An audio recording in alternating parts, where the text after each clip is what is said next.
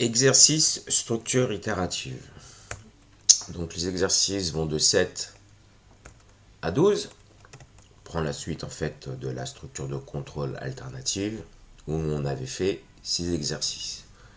Alors regardons l'exercice 7. Écrire un programme qui affiche 100 fois le message « Je ne dois pas recopier mon voisin ». Alors là, on connaît le nombre d'itérations. On va donc exécuter 100 fois une instruction qui va afficher la chaîne de caractères à l'écran. Je ne dois pas recopier mon voisin. Donc, on connaît le nombre d'itérations.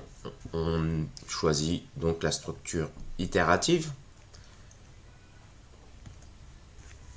On va créer un projet. Java Project 5 exo structure itérative. On a bien spécifié notre JDK. Finish. On crée notre méthode, notre classe principale avec la méthode main. Principal exo 7. On lui demande de générer la méthode main. OK. On ne doit pas recopier 100 fois. On doit afficher 100 fois. Je ne dois pas recopier mon voisin. Déjà, affichons-la une fois. Exécutons. On a bien, je ne dois pas recopier mon voisin. Donc, c'est cette instruction-là que je dois exécuter 100 fois. Pour ceci, donc je vais faire varier i, par exemple, de 0 compris à 99 ou de 1 à 100, comme vous le souhaitez. Moi, je vais faire de 0 à 99, donc c'est-à-dire pour i, int, i égale à 0. I inférieur à 100, donc i va bien varier. I++ qui équivaut à i est égal à i+1. Donc ici, on va pouvoir afficher 100 fois notre message. Je ne dois pas recopier mon voisin. Vérifions ici. Alors, on ne va pas les compter, mais il s'est bien affiché 100 fois. Donc j'insiste, on connaît le nombre d'itérations, donc on utilise la structure itérative. Écrire un programme qui lit un entier n au clavier et affiche n fois, je ne dois pas recopier mon voisin.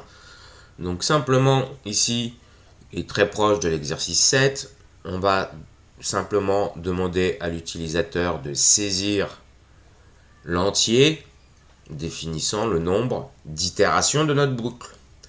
Donc c'est-à-dire, allons-y, c'est-à-dire que n en fin de compte, ça va plus être de 0 ici à 99, mais de 0 à n-1. Donc inférieur à n. Et pour n, on doit le lire à partir du clavier. Donc, comme d'habitude, on va définir notre objet scanner. Ne pas oublier de l'importer.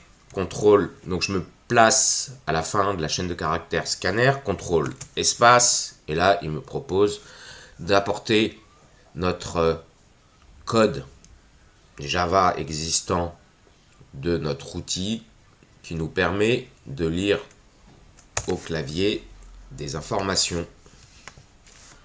Donc, scanner. Et on définit notre entrée standard, c'est-à-dire par défaut notre clavier. On écrit donc la consigne.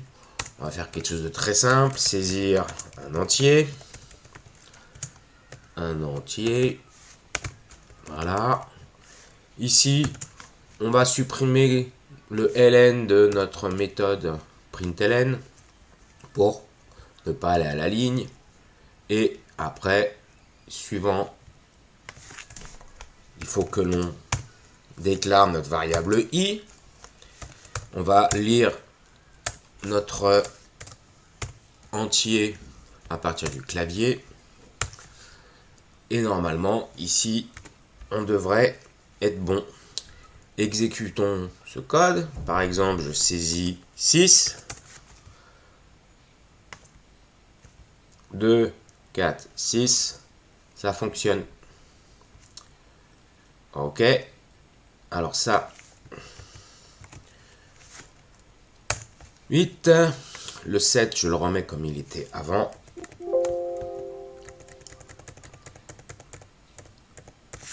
J'ai pas créé mon fichier. Voilà. Donc ça, c'était l'exercice 7. Et l'exercice 8 est ici. Regardons celui d'après. Exercice 9. Écris un programme qui lie un entier n au clavier et calcule la somme de 1 à n. Là, si on se pose la question, est-ce qu'on connaît le nombre d'itérations? Bah oui, par exemple, si n est égal à 3, on va faire 1 plus 2 plus 3. Donc si on a un entier à chaque itération, pour les 3 itérations par exemple, va prendre notre indice successivement 1, puis après, à l'itération suivante, la valeur 2, puis la valeur 3. Dans ce cas-là, en ayant une variable supplémentaire, par exemple somme, on va ajouter la valeur de i à chaque itération de notre variable somme. Et donc, en sortant, on aura bien ici 1 plus 2 plus 3, par exemple, si n vaut 3. Donc, on connaît le nombre d'itérations. Encore une fois, on utilise notre boucle for. Donc, allons-y. Donc, c'est-à-dire qu'il faut que notre indice varie ici de 1 à 3, donc c'est-à-dire de 1 à n. N, dans notre cas présent, on a pris l'exemple avec 3. Donc, exécutons ce code, créons notre classe principale exo9 avec la méthode main. Si par exemple j'oublie la méthode main, j'oublie de générer la méthode main directement, c'est pas très grave. Je viens là, j'écris main, contrôle espace, encore une fois le même raccourci, et il me propose la méthode main. Alors, on a dit qu'on devait lire au clavier un entier. Donc de là, on va lire l'entier n. Ok.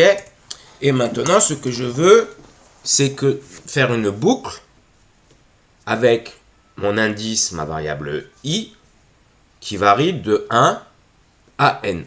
Donc pour ce faire, int, on a dit, on a l'initialisé à 1. I, donc ma condition doit être vraie, puisque je veux que i varie de 1 à n. Ma condition doit être vraie quand i égale n. Donc, c'est inférieur ou égal à n. I++. Donc, i inférieur ou égal à n. Après, il y a bien sûr d'autres variantes.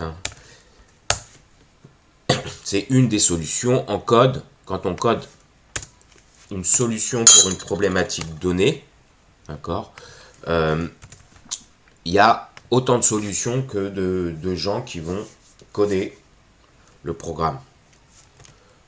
Il n'y a jamais une seule solution. Donc ici, maintenant, j'ai besoin d'une variable somme, de déclarer une variable somme, int somme, et là, on va dire, on va l'initialiser à 0. Et à chaque itération, somme est égal à somme plus i. Et donc, si on reprend notre exemple pour n égale à 3, on va bien avoir i qui va prendre successivement les valeurs 1, 2 et 3. Somme étant initialisée à 0 à la première itération, on va faire 0 plus 1, donc somme va être égale à 1. On incrémente i. Est-ce que i est inférieur à 3 ou égal à 3? Oui. Donc, on ajoute à somme 2. On incrémente i.